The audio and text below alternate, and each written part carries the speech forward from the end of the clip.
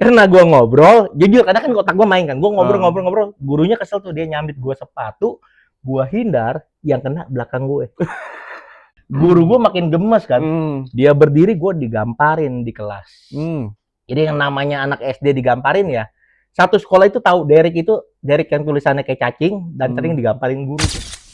Gue nih pernah tanding taekwondo, juara 1, se-Jabodetabek, gue juara 1, pulang bawa piala. Yang kasih selamat ke gue supir. Ini yang banyak gue alamin adalah ketika anak-anak itu broken home dan curhat ke guru BK-nya, dan di situ gue nemenin mereka ya menangis, nemenin mereka curhat dan lain-lain. Kenapa Derek ngerokok? Bapak gue ngerokok, paman gue ngerokok, engkau gue ngerokok, semua di sistem keluarga gue ngerokok. Gue diomelin sama bapak gue karena gue ngerokok, dia sambil ngerokok.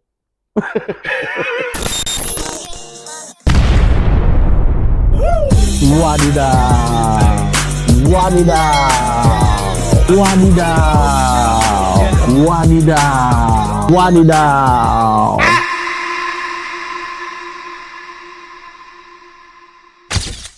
Hidup itu memang penuh drama sama cerita ya. Tapi kalau dijalanin bareng Tuhan pasti beda maknanya.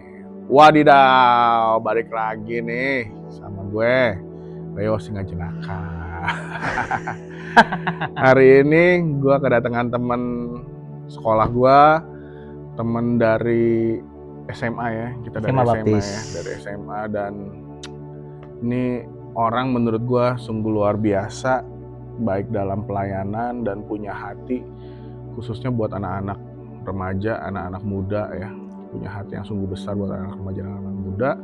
Jadi kita mau ngobrol-ngobrol banyak. Seorang guru juga, Derek Wijaya. Hai. Oke, Derek. Iya Leo, apa kabar? Gak usah apa kabar, kita ntar makan bakmi. Siap. Oke, sebelum kita ngobrol-ngobrol masuk nanya nih ya, gue mau langsung aja nih. Kalau hidup lu ya dijadiin film nih, hidup lu dari kecil sampai kan dijadiin film, kira-kira lu mau kasih judul apa? Judulnya apa? Judulnya ya film ya, mungkin Pembalasan Cinta Fitri gitu. Enggak. From Zero to Zero. Oh, bro, gimana? From Zero to Zero. Oh, kok from zero to zero? Iya, karena dari 0 balik lagi ke 0 nanti ujungnya, gitu. Dengan begitu banyak naik turun, balik lagi ke 0. From zero to zero tuh, nonton nanti di bioskop. Nah, waktu remaja dulu ya. Iya. Ya remaja lah, masa-masa remaja, pemuda, remaja lah ya. Lu tuh tipe anak yang kayak gimana sih, SMP gitu?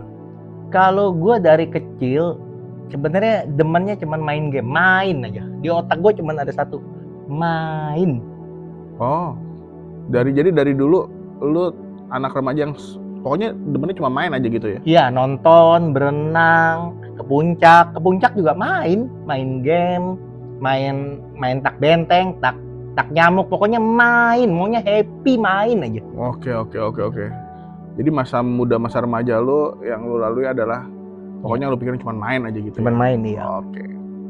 Kalau nih ada satu kejadian ya di masa kecil atau masa remaja, masa pemuda yang ngebentuk diri lu sampai kayak sekarang nih, ada nggak? Ada kejadian apa nggak gitu? Oke, kalau kejadian ada. Sebenarnya gue di sekolah TK sampai SD itu di sekolah yang paling susah di Jakarta Pusat. Namanya Jakarta Pusat, sekolah ya? Di sekolah paling susah di Jakarta Pusat. Jakarta Pusat. Oke. Nanti NIT ya. Iya. Ya teman-teman udah tahu lah, kalau lihat muka gue udah tahu lah sekolah di mana ya. Ya di situ gue ngerasa guru-guru itu nggak pernah menghargai orang yang tidak bisa. Jadi tulisan gue jelek, gue ulangan dapet 0, PR segudang. Itu guru-guru selalu menghukum gua. Jadi tiap hari gua sekolah demen dihukum, telat dihukum, nggak bikin PR dihukum, ulangan dapat jelek dihukum, sampai akhirnya gua tidak naik kelas di kelas 3 SD.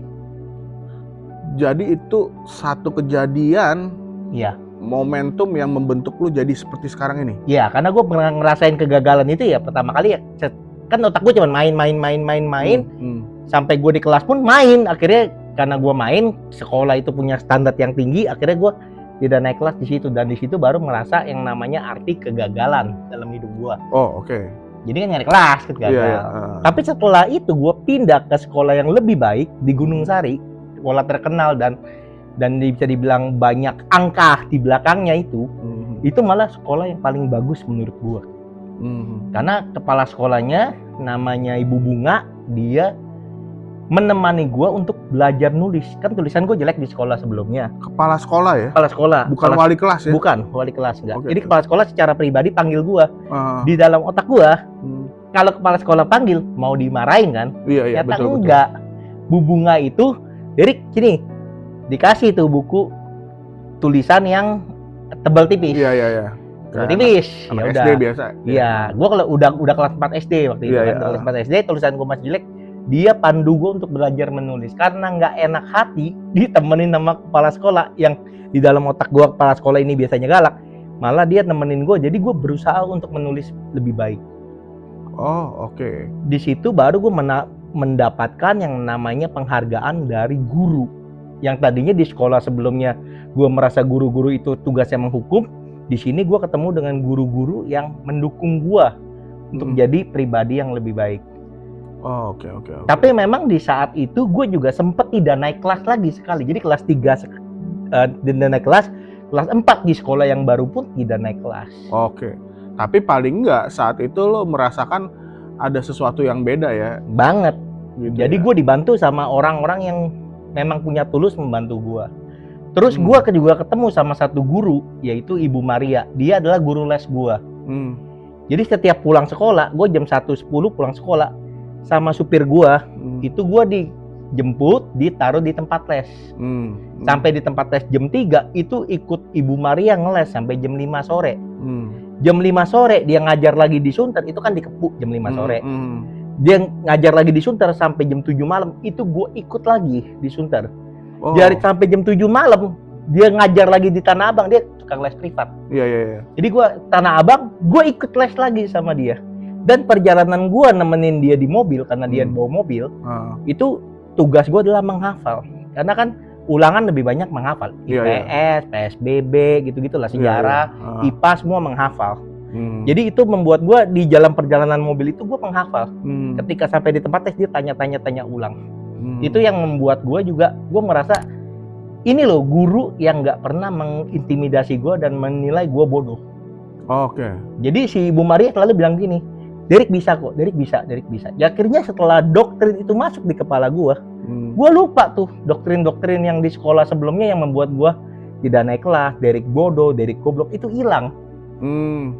Jadi itu yang membuat gua punya mindset bahwa gue ini pintar. Dan gue di sekolah yang baru ini sampai dapat ranking 10 besar, ranking 7 apa ranking 8.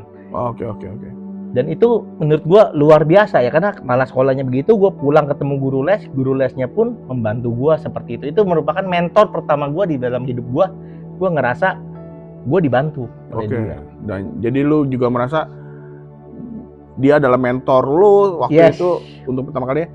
Dan berarti lu dari jam 1 dari jam 3 lu ngeles sampai jam 9 malam. Sampai jam 9 malam. 3 berapa jam tuh ya? Iya, nyokap gue sebenarnya udah pasrah. Karena kan ini anak nggak naik kelas ya, udah kelas 3 nggak naik kelas di sekolah sebelumnya. Di sekolah yang baru juga katanya baik tapi nggak naik kelas lagi. Jadi nyokap gue ya udah terserah Ibu Maria mau diapain nih anak. Udah syukur-syukur gue diajarin sampai nilai gue bagus. Jadi nyokap gue ya pasrahin anaknya ke Ibu Maria. Jadi gue ngikut dia tiap hari gitu, ngeles sampai nilai gue bagus gitu. Dan matematika gue, karena di sekolah sebelumnya gue berat banget, masuk ke sekolah yang baru itu gampang. Jadi nilai matematika gue nggak pernah di bawah 80, 90, 100. Oke. Ya, artinya awalnya dari momentum itu lu melihat sebuah guru tuh adalah seorang yang mengintimidasi, segala macem, ngata-ngatain gue goblok. Gue pernah disambit sepatu sama guru. Jadi waktu gurunya pakai sepatu. Kelas di sekolah yang pertama kali itu. Karena gue ngobrol, jujur, karena kan otak gue main kan, gue ngobrol, gurunya kesel tuh, dia nyambit gue sepatu, gue hindar, yang kena belakang gue. Karena yang kena belakang gue, guru gue makin gemes kan. Dia berdiri, gue digamparin di kelas. Jadi yang namanya anak SD digamparin ya, satu sekolah itu tahu Derek yang tulisannya kayak cacing dan sering digamparin guru di sekolah yang sebelumnya, yang sekolah lama ya. Sekolah lama seperti itu. Derek yang tulisannya kayak cacing dan suka digamparin guru. Tapi memang zaman dulu SD digamparin guru itu biasa. Iya, biasa. Gue juga ngalamin tuh kayak begitu-begitu tuh. Iya. Gambar terus pakai apa tuh penggaris. Iya. Apa kayu itu kan yang panjang. Iya, yang buat papan tulis buat jaga garis, dia buat hajar kita. Iya, gitu kan. Ngerasain juga gue di sekolah gue juga dulu. Oke. Lanjut ya. Iya. Sebagai lu kan pernah menjadi guru BK, jadi guru olahraga ya. Iya. Masalah yang paling sering lu temuin di anak-anak yang lu ajar tuh, waktu itu lu kan ngajar di SMP ya? Iya. Masalah apa sih yang paling sering lu temuin nih? Iya. Yang gue sering temuin adalah masalah anak-anak muda ini kehilangan figur yang benar. Karena gue ngajar di sekolah yang tidak bonafit atau sekolah yang nggak mahal uang sekolahnya. Jadi anak-anak yang di dalam SMP tersebut di tempat gue mengajar ini kebanyakan adalah ekonominya menengah ke bawah. Oh, oke. Lebih ke pelayanan ya? Iya. Jadi sekolah itu menampung anak-anak yang broken home, yang ekonominya menengah ke bawah. Sudah pasti mereka kebanyakan ya, gue nggak bilang semua, kebanyakan mereka tidak melihat figur yang baik di dalam keluarga. Karena mungkin papanya atau mamanya ini lagi sibuk struggle banget cari uang. Oke. Jadi gue ngerasa anak-anak itu tidak mendapatkan full figur yang baik di dalam keluarga. Iya. Jadi lanjut. Jadi itu yang gue lihat. Jadi anak-anak muda ini nggak tahu hidup yang benar tuh bagaimana, karakter seorang ayah yang baik bagaimana, karakter seorang ibu yang baik bagaimana, kompleks. Jadi lihat seperti itu. Itu yang gue hadapin. Jadi mereka ya begitu kelakuannya ya ajaib-ajaib gitu. Beda kalau sekolahnya yang dalam tanda kutip sekolah mahal ya. Karena berarti kan secara ekonomi udah terpenuhi. Iya, mereka ada waktu, mereka ada liburan ke luar negeri, mereka ada. Anak-anak yang gue layanin nggak ada. Mereka nggak ada sempet ke liburan ke luar negeri. Bahkan untuk ngumpul sama keluarga aja susah ya? Susah, iya. Nah, masalahnya tuh, itu kan esensinya, maksudnya karena kurang figur kan. Masalahnya tuh maksudnya apa? Misalnya narkoba kah yang sering lu temuin gitu, yang sering lu temuin tuh. Yang gua bahkan temuin, yang lu bilang ajaib-ajaib itu apa? Ajaib-ajaib itu adalah contoh. Mereka pacaran masih ketika SMP, mereka sudah pacaran. Ada juga yang sampai jauh pacarannya, sudah kepada kissing dan lain-lain, itu terjadi juga di anak-anak gua. Terus juga ada juga yang broken home. Ini yang banyak gue alamin adalah ketika anak-anak itu broken home dan curhat ke guru BK-nya, dan di situ gue nemenin mereka ya menangis, nemenin mereka curhat dan lain-lain. Itu yang gue alamin. Ada juga yang karena mereka dapat figur yang nggak baik, mereka jadi kayak pengen menunjukkan, gue nggak mau dikatain orang miskin, makanya dia agak sombong, keras kepala, terus akhirnya juga bandel, cari perhatian dan lain-lain. Itu yang gue hadepin sih di anak-anak yang gue layanin di sekolah. Tapi ya kalau gini, kalau lu bilang tadi lu sempat bilang pacarannya jauh gitu. Jauh. Nah kalau ngomong jauh ini kan relatif. Iya. Mungkin buat lu kissing itu udah terlalu jauh, buat gue enggak, belum sampai ML misalnya kan. Iya dong. Iya. Dan itu gue ngelihat, sorry ya, tapi ini yang gue lihat ya, dan gue nggak menyamaratakan, tapi banyak anak-anak sekolah zaman sekarang bahkan sampai masih SD pun udah di sekolah manapun ya yang gue tahu gue udah bahkan pacarannya tuh udah aneh-aneh gitu. Yes. Panggilannya udah mama papa gitu. Iya. Nah, apakah hal yang kayak begitu gitu maksud gue? Iya, gue hadapin semua. Oh, oke. Jadi kalau begitu secara umum memang anak-anak SMP memang bukan di sekolah itu aja dong. Cuman karena gue kan ngerti psikologi karena gue kuliah psikologi ya guys. Jadi gue tahu banget itu di mana anak-anak remaja, peralihan dari usia anak-anak menuju remaja itu ada sedikit dibilang ketidakstabilan di dalam jiwanya dia, di dalam kehidupan dia, secara emosi dia tidak stabil, ditambah lagi figur orang tua di rumahnya tidak mendukung, tidak menjadi satu figur yang baik. Biasanya anak-anak muda itu belajar sesuatu yang salah dari sumber yang salah. Oh, oke. Jadi kalau ada temennya, ngajakin ngerokok, Ya udah dia ikut ngerokok. Temennya oke. Temennya pacaran nih. Lu udah sampai mana? Gue udah pegang tangannya. Nah, gue udah pegang bahunya, gue udah pegang pundaknya. Nah, kira-kira jadi dia adu-aduan begitu. Jadi setelah mereka dapat sumber yang salah, mereka coba praktek hal-hal yang aneh-aneh itu. Oke. Paham Gitu. lah ya. Oke. Nah, menurut lu nih ya, kenapa banyak anak remaja ya sekarang ya yang gue lihat juga ya sama ya kelihatannya kuat gitu. Tapi sebenarnya rapuh. Ya, nah menurut lo tuh kenapa sih banyak anak-anak? Apakah karena figur itu? Maksudnya kayak karena kurang figur? Sebenarnya gini, gue melihat kalau ditanya rapuh atau tidak, gue melihat gue selalu ketemu dengan anak remaja itu, gue selalu menyetarakan diri gue dengan mereka. Oke. Selalu ya, ketika gue ketemu misalnya anak SMP, gue selalu berpikir seperti anak SMP, buat ngobrol supaya masuk kepada mereka. Dan gue melihat mereka itu kalau dibilang tadi lu bilang rapuh, gue nggak melihat ada kerapuhan. Yang mereka nggak punya itu bukan rapuh, tapi ketidaktahuan. Oh, oke. Ketidaktahuan. Yang jadi masalah adalah mau nggak guru-guru atau kakak-kakak pembina rohani atau pendeta atau siapapun yang bergerak di bidang pemuda remaja ini mau nggak mengisi mereka.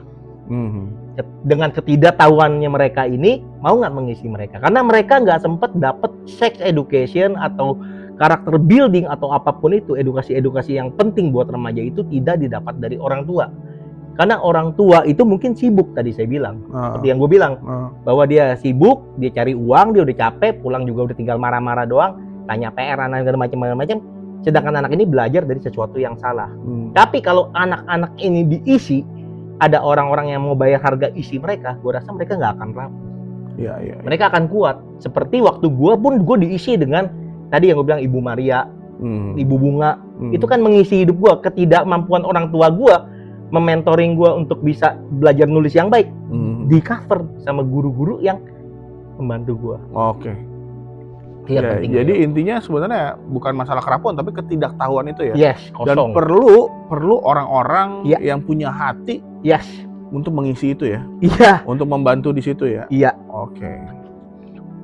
Berarti ya selama lu melayani atau mengajar sebagai guru BK ini pernah dong pasti ketemu anak-anak yang bandel, yang jadi begini loh, bandelnya tuh mau dibilang bandel karena cuma pengen dimengerti aja gitu. Iya, cari perhatian. Iya. Caper. Banyak.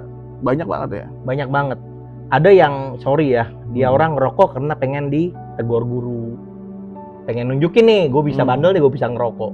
Setelah dipanggil anaknya, diajak ngobrol sama gue tanya tujuan lu ngerokok apa, ya coba-coba. Tapi setelah gue dalemin adalah mereka cuman pengen dihargai gitu. Pengen dihargai, pengen dinotis bahwa ini gue ngerokok nih, cari perhatian. Karena di rumah dia nggak dapat perhatian. Nah, guru-guru kadang-kadang, bukan semua guru ya, beberapa pendidik itu langsung menghukum habis-habisan anak yang merokok. Buat gue, penghukum itu tidak ada gunanya. Karena guru-guru gue pernah menghukum gue habis-habisan ketika gue bodoh, ya nggak ada gunanya. Karena setiap guru menghukum Derek akan berpikir, ini guru sialan, ini guru sinting.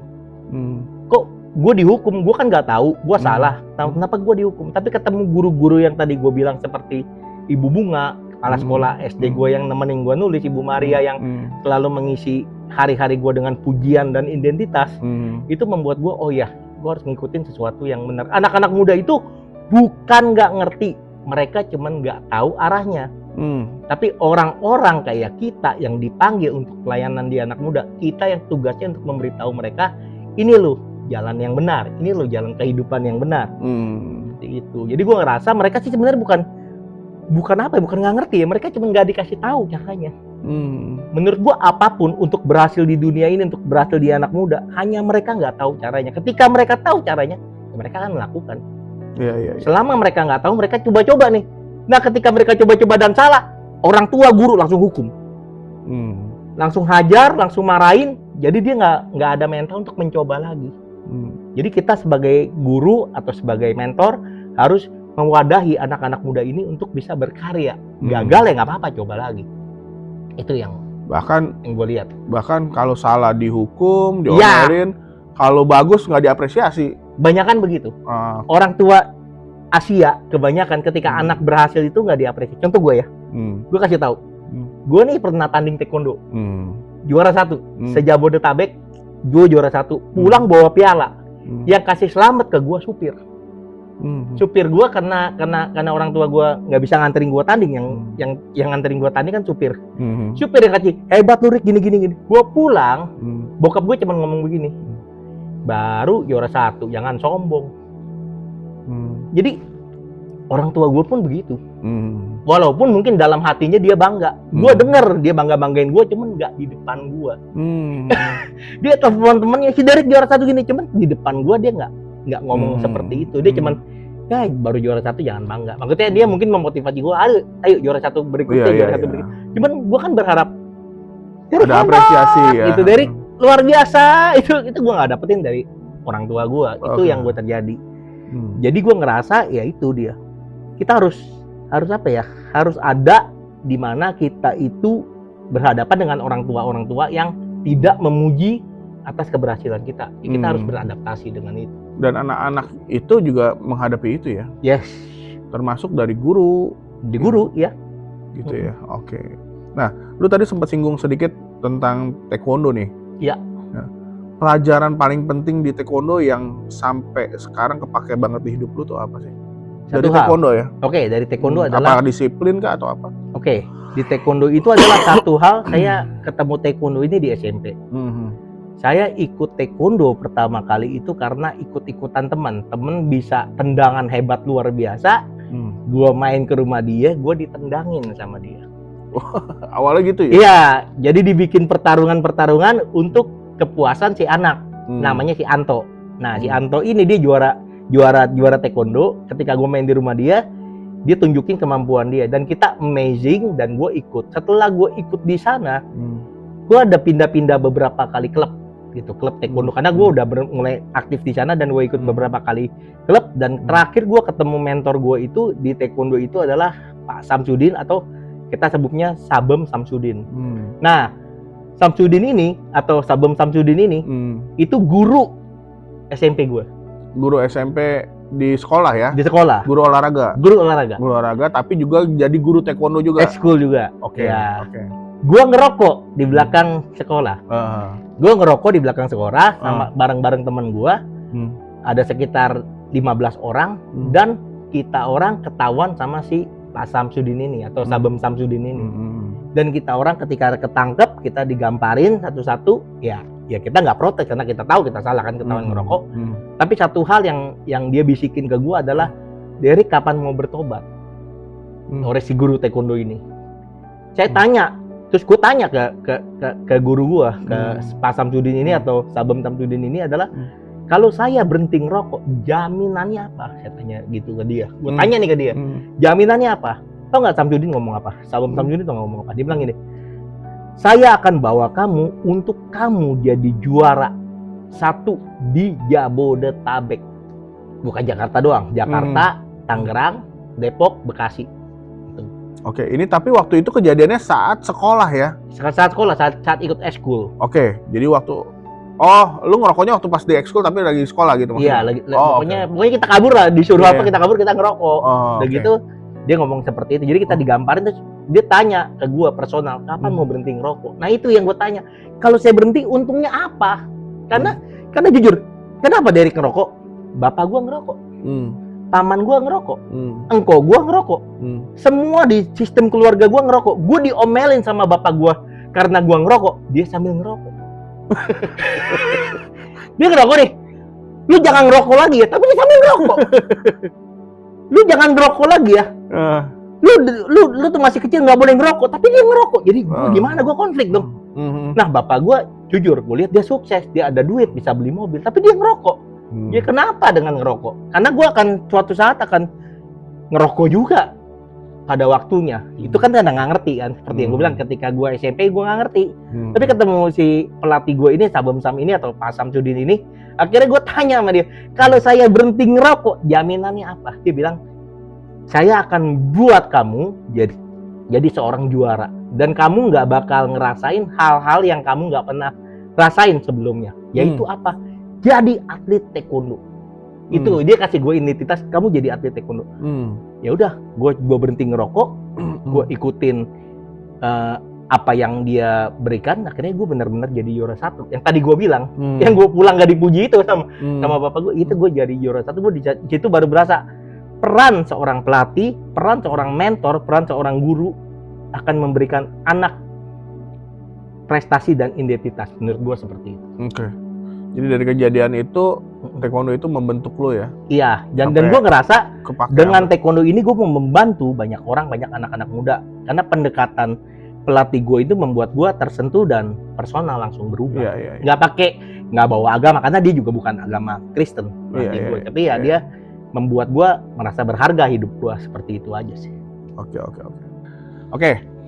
Kalau menurut lo ya, iya, disiplin itu bawaan atau bisa dibentuk atau bisa dilatih gitu mas gue? Disiplin ya? Disiplin itu bicara dibentuk dan dilatih, bukan bawaan. Karena gue juga orang bukan disiplin. Oh, jadi disiplin itu memang bisa dilatih dan dilatih. Tapi menuju kedisiplinan ada penyerahan diri gue terhadap satu mentor atau pelatih. Oh, oke.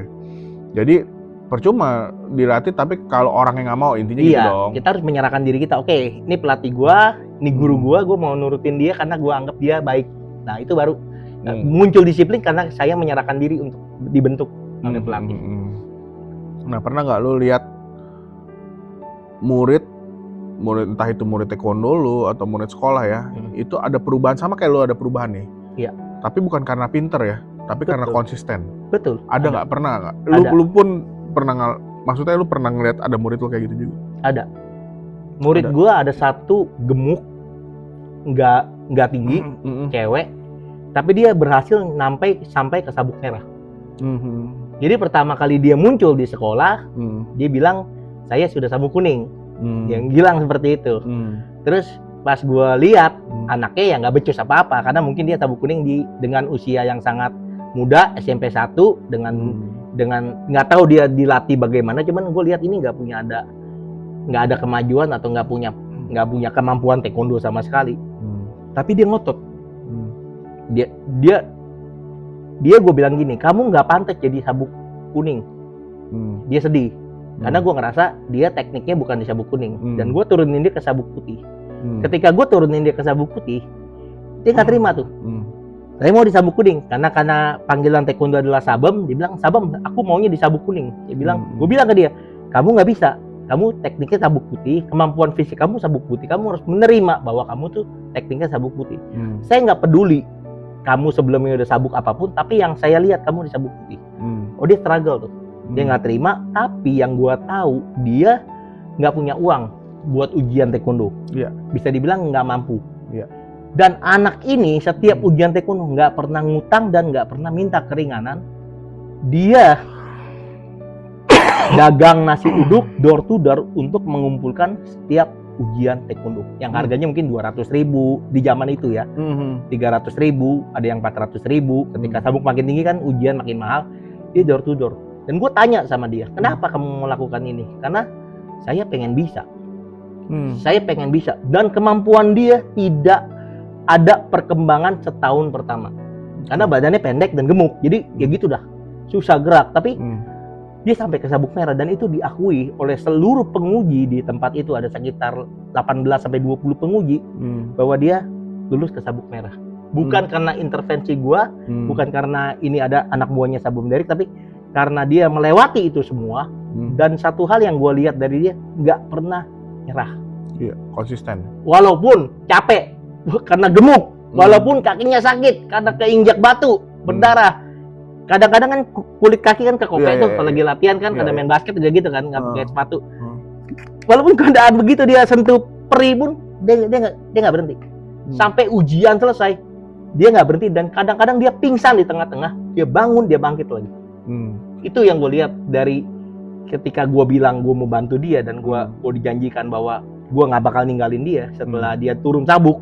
Dia nanya sama gue, Sabum Derek, kalau saya turun sabuk, Sabum akan berikan apa? Gue bilang, gue nggak akan ninggalin lu.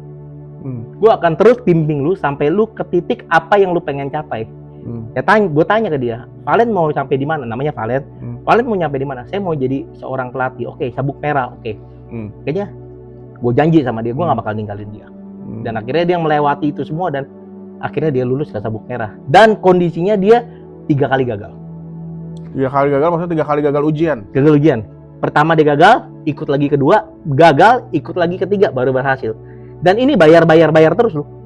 300.000 mungkin, 400.000 mungkin, 400.000. Dan dia nggak pernah minta sama orang tuanya, karena memang orang tuanya nggak mampu. Dia dagang nasi door to door. Mantep ya. Mentalnya seperti itu. Dan gue bangga mengantar dia sampai ke Sabuk Merah. Yang paling bahagia siapa sih ketika dia Sabuk Merah? Gue. Karena gue tahu dan gue ada di sisi dia itu. Itu yang menurut gue itu ya perubahan yang dari anak yang nggak bisa jadi bisa. Iya, dan karena konsisten ya. Konsisten. Oke, gue mau masuk ke sebelum gue masuk ke hal yang lain, sebuah info aja. Saat ini lo taekwondo posisi di mana? Oke, gue taekwondo sekarang sudah sabuk hitam dan 5. Dan gue mencapai sabuk hitam tuh di 2005. Oke. Jadi sudah 20 tahun gue menyandang sabuk hitam sampai ke tahun 2025 dan sekarang 2026 itu udah 20 tahun. Jadi gue udah dan 5. Dan 1, dan 2, dan 3, dan 4, dan 5. Nah kalau gue mau nanya nih prestasi di taekwondo misalnya, lu pernah selain yang tadi juara 1 itu Jabodetabek, ada apa lagi? Ada? Gue pernah jadi atlet Palembang, meraih medali perak, pernah juga meraih Prapon. Oh oke, Prapon. Prapon, nyampe di Prapon gue di medali perak dan medali perunggu. Kenapa nggak sampai ke PON? Karena di Prapon kalah. Oke. Terus kalau di kampus sering tanding, tapi di Jakarta gue tanding jarang menang tuh. Gue jarang menang. Gue sering kalah karena Jakarta tuh jago-jago sekali.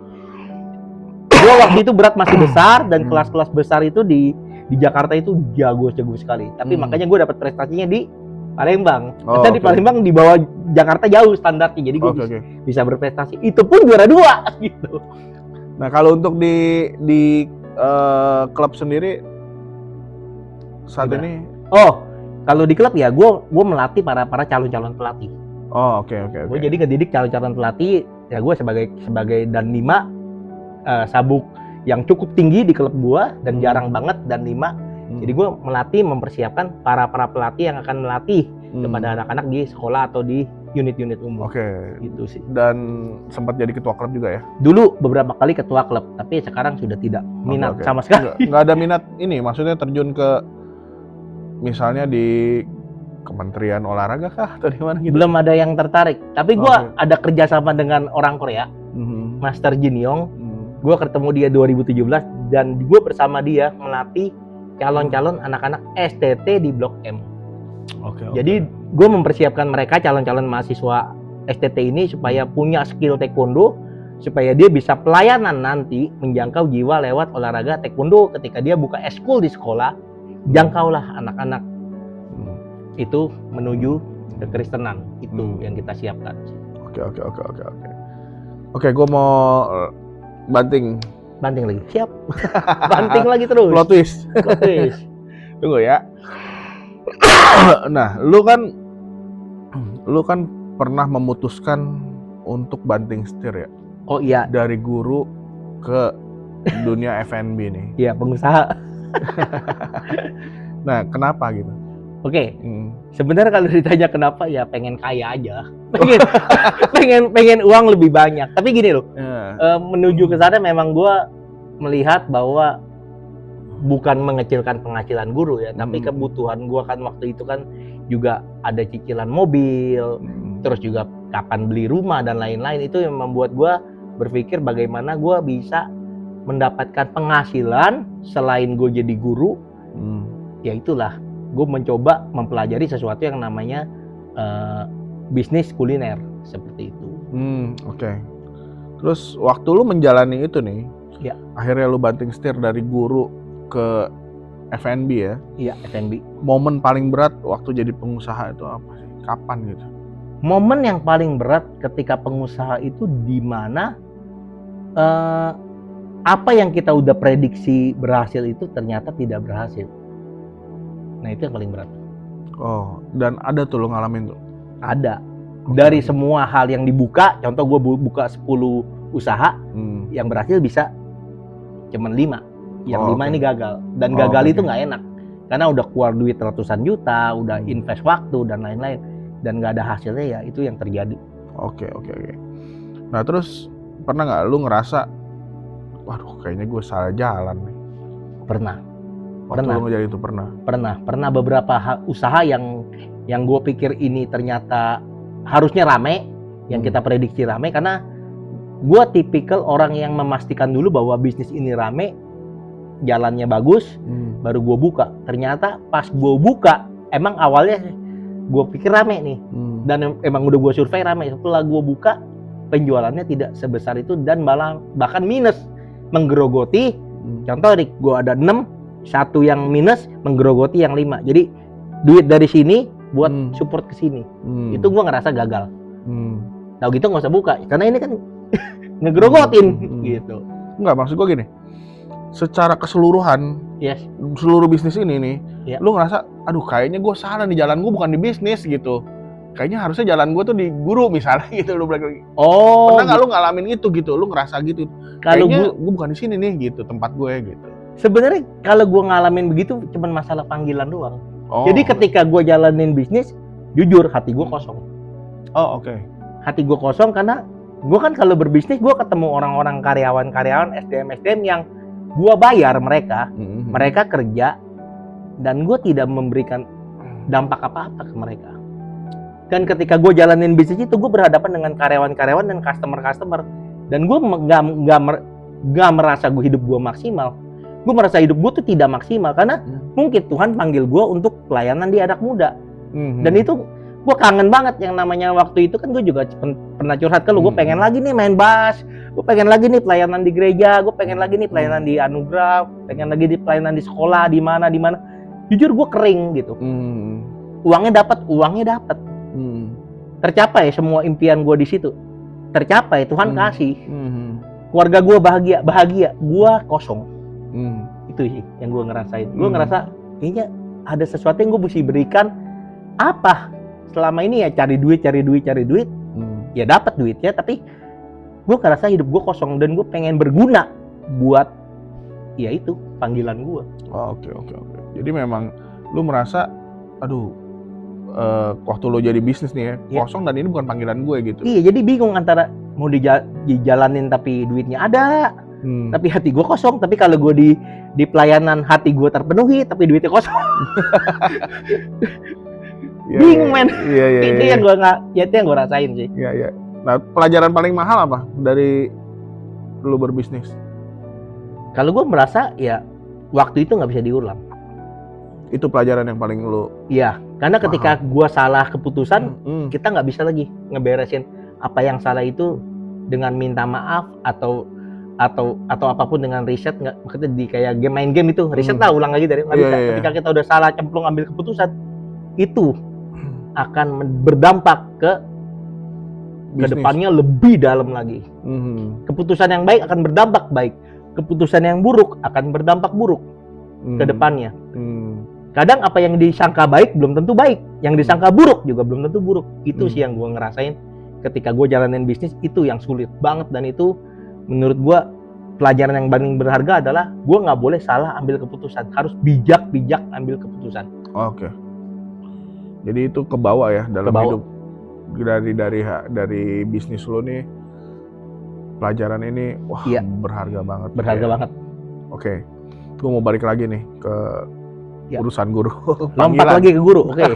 Lompat lagi ke guru. Apa momen yang bikin lo mutusin buat balik lagi jadi guru? Momen ketika gue balik lagi jadi jadi gini ya, 2017 gue mulai bisnis, 2019 gue resign kan. Iya. Resign, 2020 Covid. Terus setelah itu gue ditelepon nih sama pihak sekolah untuk bantu lagi jadi guru di 2022. Di situ berarti udah kurang lebih 3 tahun ya. Iya, 3 tahun kan 2019 resign, 2020, 21, 22. Nah, di sini gue telepon lagi sama kepala sekolah dan gue disuruh bantuin. Akhirnya ya gue ngambil kesempatan itu untuk balik lagi jadi guru. Seperti itu aja sih. Oke. Terus kalau tanya motivasinya apa, ya jujur ya ada kerinduan juga, ada juga situasi yang memang gue harus hadapin, dan ya udah gue mengambil posisi jadi guru lagi. Iya. Selain panggilan tadi ya. Iya. Oke. Terus setelah lu ngerasain, lu sempet nyicipin dunia bisnis, dan lu balik jadi guru, ya sekarang bisnis masih ada ya, tetap kecil-kecilan ya. Iya. Oke. Tapi cara pandang lu ngelihat profesi guru berubah nggak sih? Kalau gue melihat profesi guru itu Sebelumnya kan lu guru nih. Iya. Terus lu nyemplung ke bisnis. Iya. Lu balik lagi ke guru. Nah, cara pandang lu ngelihat profesi guru ini berubah nggak atau sama aja sama kayak seperti yang sama ya? Sama. Jadi tetap lu di posisi yang sama, di panggilan yang sama. Di panggilan yang sama. Seperti yang lu pertama kali jadi guru gitu ya? Iya. Oke. Jadi menurut lu guru itu kerjaan atau panggilan? Panggilan. Nah, kenapa? Karena seperti tadi gue bilang, kalau kita sebagai guru memilih satu pekerjaan, yang ada adalah kita menuntut sesuatu. Contoh ya, gue jadi guru olahraga. Tugas gue adalah kasih soal, kasih pelatihan, anak-anak ambil nilai, selesai. Pekerjaan gue seperti itu. Ketika anak nggak bisa, kita tegur dengan SOP A, B, C, D, E, F, G, selesai. Tapi kalau panggilan, mau nggak kita nemenin anak itu? Dari nggak bisa sampai bisa. Mau nggak setelah pulang sekolah, dia butuh curhat sama kita, kita tetap ada untuk menemani itu. Dan itu hanya ada panggilan. Hanya guru-guru yang terpanggil yang punya hati untuk membantu anak-anak dan mengorbankan waktu dan semuanya untuk anak-anak. Bahkan kalau gua ngobrol sama anak-anak, contoh ya kayak habis futsal, anak-anak ngobrol, gua bawa kemana? Ke gacoan. Makan mie gacoan sambil curhat. Apakah gue minta ke mereka ceban mie gacoan? Nggak mungkin. Jadi pasti kan ya udah, gue ada uang, gue akan traktir mereka untuk mereka makan dan ngobrol. Dan itu kan hanya orang-orang yang punya panggilan yang mau berkorban seperti itu. Kalau hitung-hitungan pekerjaan udah pasti nggak bisa, karena kan minus. Iya. Di jam luar waktu sekolah kok. Kok lu masih ngurusin anak-anak ini. Dan guru-guru seperti itu yang dibutuhkan saat ini. Karena gue sendiri pun ngerasa Ibu Bunga tadi panggilan. Bu Maria yang nemenin gue les, uangnya sama yang lain. Kenapa gue dijemput dari jam 3 ngeles sampai jam 9 malam, nggak minta duit tambahan. Dia mau anaknya bisa. Ya udah si Derek bisa. Itu kalau gue bilang udah bukan lagi profesional, tapi udah panggilan, dia udah punya hati buat gue bisa. Sama juga si pelatih taekwondo gue yang tadi itu ya, karena dia percaya gue nih bisa. Kalau setelah gue berhenti ngerokok, gue berfokus terhadap taekwondo, gue tuh bisa melebihi apa yang gue pikirkan. Itu yang pelatih gue bilang. Dan orang-orang yang panggilan saja, yang punya hati untuk melihat Derek nothing ini, zero ini menuju something. Iya. Jadi dari semua yang lu alamin, guru-guru lu, pengalaman lu, dan bahkan lu sendiri, jadi lu menilai bahwa guru itu adalah sebenarnya panggilan ya? Iya, kalau mau yang benar. Kecuali mau sekedar digaji, pengen nih digaji gede di sekolah yang cukup besar, ya terserah, tapi janganlah. Kalau bisa ya panggilan, jangan sekedar pekerjaan lah. Iya. Oke, nih gue mau balik lagi ke masa remaja dan pemuda. Mundur lagi ya. Udah lompat-lompat ini. Oke ya. Lu pernah jadi ketua remaja dan pemuda kan berkali-kali di sebuah gereja nih. Pertanyaan gue cuma satu nih. Bareng Leo. Pertanyaan gue cuma satu, capek nggak? Capek. Nah, kenapa? Mana dulu nih, ketua pemuda atau remaja? Ya terserah. Terserah ya, oke. Lu capek di remaja kenapa, di pemuda kenapa gitu? Oke. Yang pasti lu pernah ngerasa capek kan? Iya. Kenapa gitu? Pertama, gue pertama kali menjabat jadi ketua remaja itu sebenarnya gue ingin mewujudkan kondisi pelayanan yang tidak ada konflik. Oke. Karena pemimpin sebelumnya itu gue bukan menjudge dia pembuat masalah, cuman gue ngerasa ya, gue nggak nyaman. Menurut keyakinan gue. Menurut keyakinan Derek gak nyaman dengan ketua sebelumnya. Iya. Dengan ketegasan dia, gue nggak bilang dia otoriter ya, dengan ketegasan dia dan kebijakan-kebijakan itu membuat menurut keyakinan gue kita berkonflik. Penuh dengan konflik di mana kita ditegur, kita ribut-ributan, nangis-nangisannya kita alamin bersama lah yuk. Di mana kita sering nangis cuman urusan-urusan pelayanan. Nah, di situ gue bersama teman-teman ngobrol.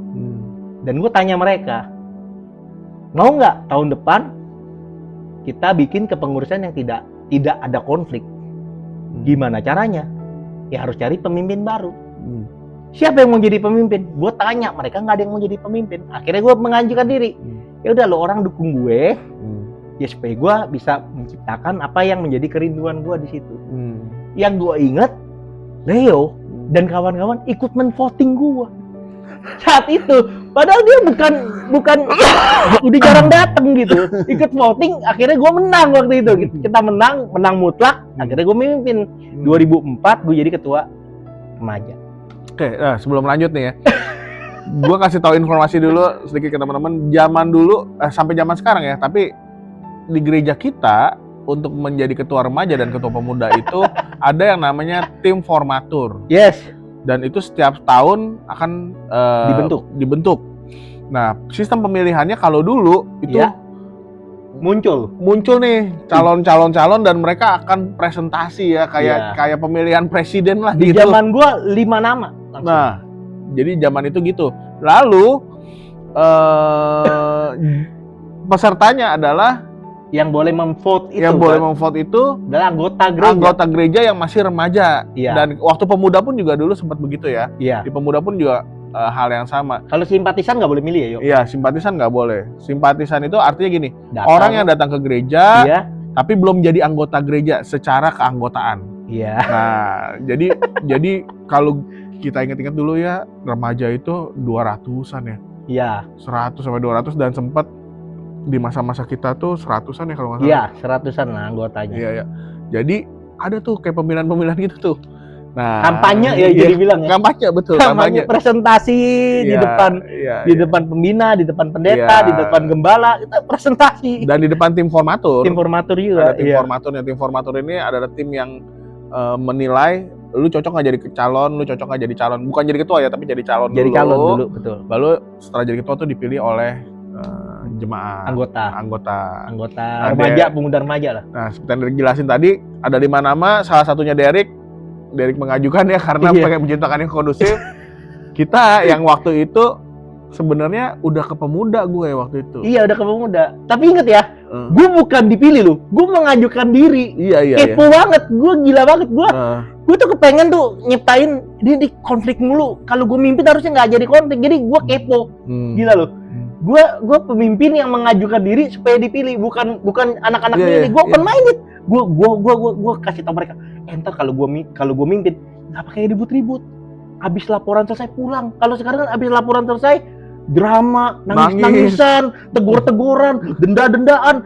Kemarin nggak kebaktian, nggak boleh pelayanan ini itu yang terjadi. Gue mau hilangkan itu semua, makanya gue mempromosikan diri. Caranya jujur, nggak alkitabiah. Iya. Karena gue sombong banget gitu, gue mengajukan diri. Dan lu ngerasa capeknya di mana?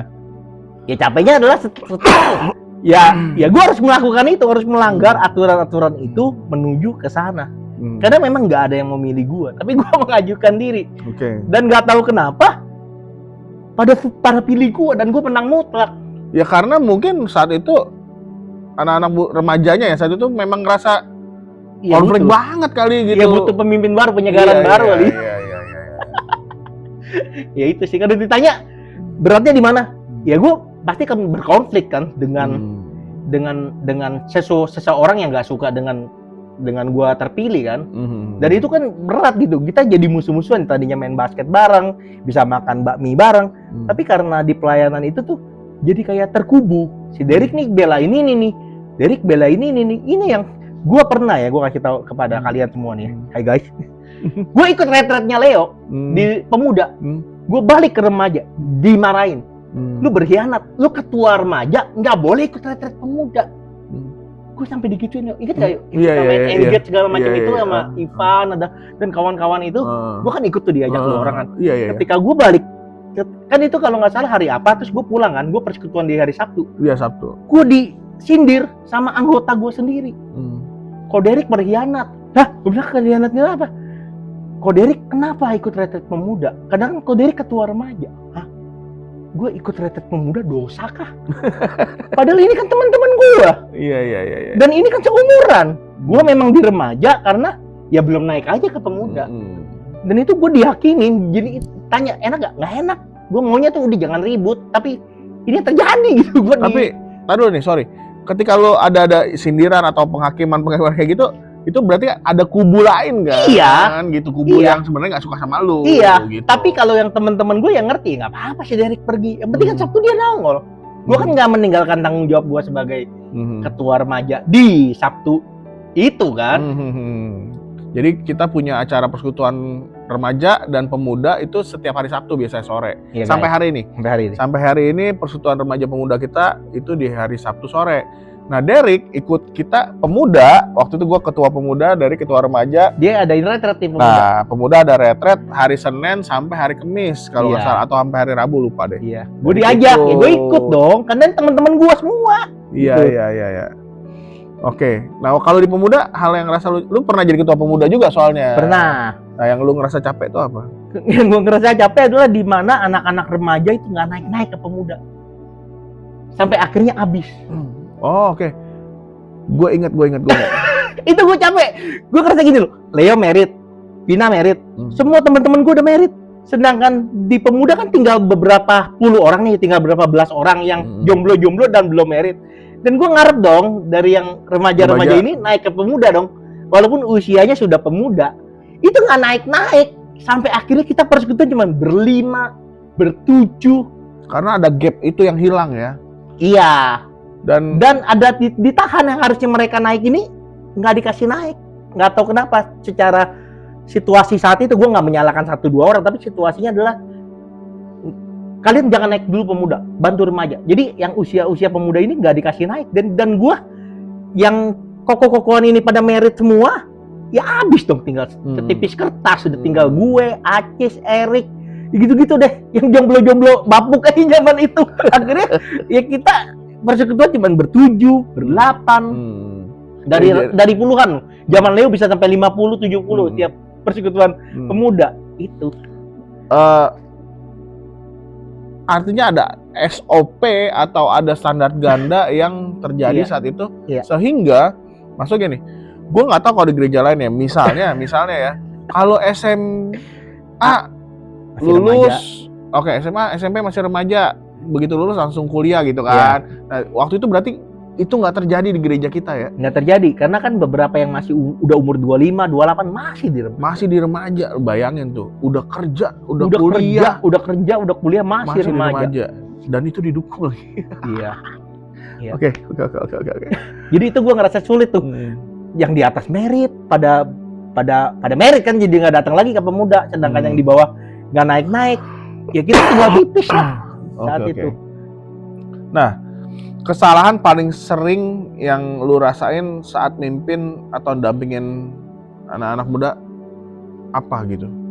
Kesalahan yang sering ketika gua pelayanan. Lu rasain ya? Yang gua rasain ya. Menurut lu ini gua salah nih. Begini nih apa tuh? Entah itu di remaja, entah itu di pemuda deh. Oke, gua ngerasa karena gua menghindari konflik, gua terlihat kurang tegas. Oh, oke. Saat itu. Daripada gue tegur dia dan dia marah, gue lebih pikir udah gue berdamai dan gue mencoba memahami apa yang jadi kendala dia. Jadi gue nggak tegur, jadi gue bisa dibilang ya anggap dan tanda kutip tidak baik membiarkan ada masalah, misalnya ada kepengurusan yang salah, gue nggak tegur, gue nggak marahin. Karena gue menghindari banget yang namanya konflik. Itu yang menurut gue itu kesalahan gue. Harusnya gue tegas, gue punya prinsip, tapi saat itu gue lebih berpikir kita berdamai daripada gue tegas. Jadi gue ya gitulah. Karena udah tegas. Terlalu capek sama konflik juga ya. Capek sama konflik karena ketika gue tegas, gue memang ada ketakutan. Ini kelemahan gue adalah ketika ketakutan adalah terjadi konflik baru dan ada ribut-ribut lagi. Sebenarnya kalau ribut dengan gue pribadi nggak masalah, cuman situasi ribut di dalam kepengurusan pemuda remaja itu berdampak ke pelayanan kita semua. Lu ngerasa nggak ya? Gue sih ngerasa begitu. Ya kan, Leo juga sering dicekal, men. Iya. Gue juga, Leo juga gitu. Kita pernah cat rambut kan? Iya. Cat rambut bareng ditegur Pak Kris. Ya itu masa lalu lah. Iya, itu kan remaja. Maksud gue kita ya bandel lah. Iya. Tapi kita tetap punya hati buat melayani saat itu sampai sekarang. Sampai hari ini ya. Sampai hari ini, men. Menurut lo mentoring yang sehat itu kayak gimana? Mentoring yang sehat itu adalah ada setiap anak didiknya butuh. Artinya keberadaan lo Iya. benar-benar ya Penting. bukan keberadaan lo, tapi seorang mentoring itu Harus. keberadaannya benar-benar dibutuhkan. Iya. Yang kedua adalah dia tahu jalan yang benar untuk menunjukkan anak didiknya ini loh jalan. Oke. Jangan sampai dia tanya, dia nggak tahu, dia improve sesuatu yang dia nggak tahu, anaknya jadi salah jalan. Iya. Kayak lu misalnya, kayak gue nanya mau ke pasar baru lewat mana? Iya. Toto lu sebenarnya nggak tahu nih, lu improve aja. Gue ngerinya tuh banyak mentor tuh karena dia nggak bisa jawab, dia nggak taru, tambah cuman karena dia gengsi, dia jawab asal-asal, itu yang bahaya. Iya. Itu yang bahaya banget. Jadi mentor yang sehat itu adalah yang punya waktu untuk anak mentoringnya. Iya. Terus kedua harus tahu apa yang dia Iya. perlu sampaikan atau yang Iya. diarahkan ya. Kalau dia nggak tahu, bisa jujur hati. Sorry guys, gue nggak tahu dan gue akan coba cari tahu. Mendingan seperti itu. Oh, Gak usah malu. Kalau lu nggak tahu. Mendingan ya lu cari tahu. Ketika lu udah tahu, lu sampaikan ke anak didik lu. Oke. Daripada kita asal bunyi, tuh anak didik ambil kebenaran sesuatu yang salah, dia jalanin ngaco. Yang berdampak itu kehidupan anak itu, bukan kita. Iya. Kesian anak itu, men. Iya, betul. Gitu sih. Oke, sebagai penutup nih. Ya, selesai juga ya guys. Kalau lu cuma punya waktu 1 menit nih, hidup lu tinggal 1 menit nih. Waduh, 1 menit. Terus buat ngomong ke anak-anak remaja yang lagi ngerasa gagal. Oh, ngerasa gagal, oke. Ya, jadi lu punya waktu 1 menit nih, hidup lu tinggal 1 menit nih. Terus ada anak remaja di depan lo saat ini yang lagi ngerasa gagal ya. Iya. Lu mau ngomong apa? Oke, buat teman-teman remaja yang lagi ngerasa gagal, gue kasih tahu satu hal.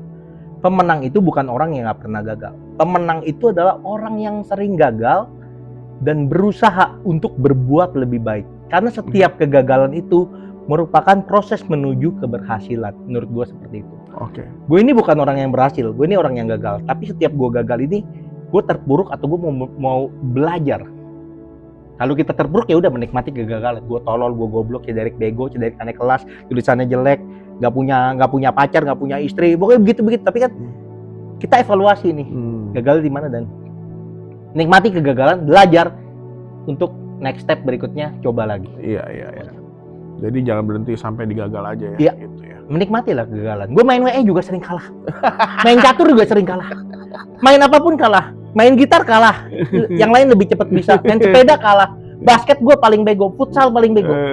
Jadi nggak apa-apa, nikmatin aja. Orang kayak gue nikmatin aja kegagalan. Enak kok gagal. Iya. Enak kok gagal. Oke. Gitu, yo. Tenang aja yo. Oke. Terakhir. Ya terakhir aja deh. 1 menit lagi. Enggak 1 menit. Harapan lu buat generasi muda ke depan. Oke. Harapan lu buat generasi muda ke depan tuh apa? Oke, harapan gue buat generasi muda ke depan adalah carilah mentor yang tepat. Bukan berarti mentor itu menjadi salah satu tujuan hidup lu atau menjadi salah satu penolong hidup lu, tapi itu ada penolong buat lu di mana posisinya adalah kita kan nggak tahu nih sebagai anak muda melangkahnya atau bagaimana, pacaran bagaimana, cara masuk ke dunia kerja bagaimana, cara menghadapi dosen di kampus bagaimana. Tanya orang yang sudah melewati, belajar dengan mereka dan ambil yang positif dan pakailah dengan gaya si anak tersebut. Iya. Kayak gue pertama kali masuk Untar, gue nanya Bujak, nanya Abbas di Untar dosennya gimana. Setelah gue tahu dosen ini, gue pakai dengan cara gue, tapi modal itu udah gue dapat dulu dari kakak-kakak gue yang sudah kuliah di Untar. Iya. Jadi buat anak-anak muda ya, yang mau Derek sampaikan adalah kalau bisa mesti punya mentor ya. Iya, Jangan belajar. jalan sendiri. Jangan jalan sendiri. Iya. Gue pun sampai hari ini masih ada mentor gue. Betul. Jadi dari pertama kali gue terima Yesus, mentor gue ini adalah orang yang konseling gue waktu itu pertama kali. Dan sampai hari ini, walaupun orangnya jarang ketemu, orangnya di luar negeri gitu. Iya. Tapi kalau ada apa-apa gue akan sampein ke dia dan gue akan ngobrol ke dia. apalagi kalau lagi struggle nih, lagi Iya. bingung ngambil keputusan, gue biasanya akan kontak ke dia. Nah, itulah pentingnya mentor gitu. Dan kondisi kita udah bukan kuantitas ya, ketemu mentor Iya, kita, iya. tapi udah kualitas. Iya.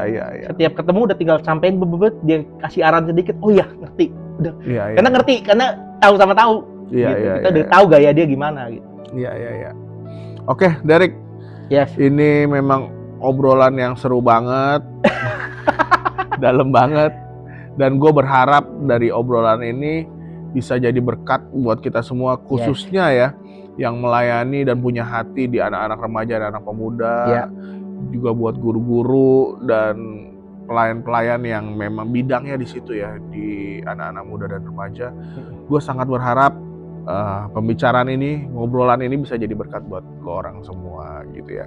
Sekali lagi, hidup itu memang banyak drama dan banyak cerita, tapi kalau dijalanin bareng Tuhan pasti beda maknanya. Mantap. Wadidaw.